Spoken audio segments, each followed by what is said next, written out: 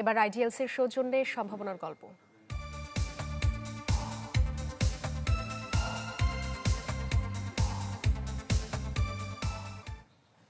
Hotel বয়ের চাকরি ছেড়ে কন্টেন্ট বানিয়ে মাসে প্রায় 15 লাখ টাকা আয় করছেন বিল্লাল। ইচ্ছাশক্তি থাকলে স্বপ্নকে যে বাস্তবে রূপ দেওয়া যায় তারই উদাহরণ তিনি। পরে স্থবির হয়ে যাওয়া বিল্লাল এখন জনপ্রিয় content creator thoughts of Billal. এবং এই ভুল মানুষের কারণে আমি আমার স্বপ্নের পথ থেকে ছিটকে যাই, কিন্তু ছিটকে যাওয়ার পরে যে আমি সফলতার পথটা খুঁজতে আমি খুব বেশি সময় নেই। দৃষ্টিনন্দন ভিডিওগ্রাফির সাথে কাব্যগুণ আর দর্শন মেশানো বক্তব্য দিয়ে ফেসবুকের জন্য কন্টেন্ট বানান। কোটি কোটি দর্শক বুঁদ হয়ে থাকে তার এসব ভিডিওতে। কোটি কোটি না আরো বেশি দেখে। এই সারা বাংলাদেশ যত লোক আছে, বাংলাদেশ আর বিদেশে লোকে লক্ষ লক্ষ লোকে দেয়। কোটি কোটি ভিউয়ের সাথে আয় করেন কারি কারি ডলার।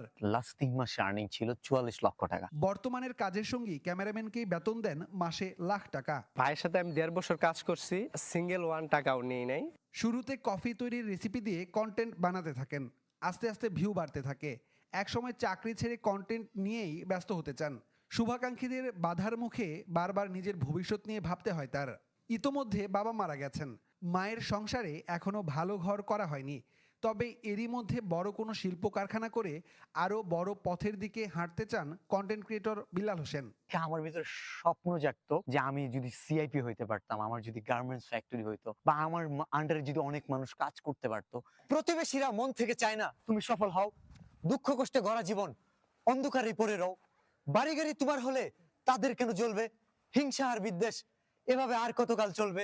ইমরান হাসান রাব্বি, চ্যানেল 24, শেরপুর।